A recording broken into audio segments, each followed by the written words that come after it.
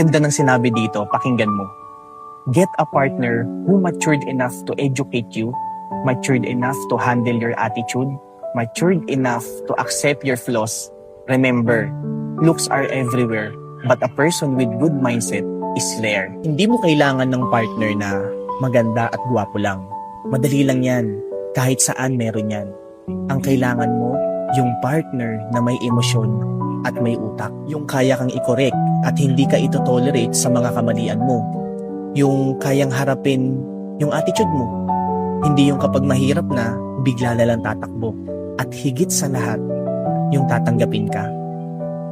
Tatanggapin ka hindi dahil perpekto ka, kundi dahil alam niya yung flaws mo. Real talk, huwag kang mamuhay sa fantasy na iniisip mo pagdating sa relationship, sweet at puro kilig lang.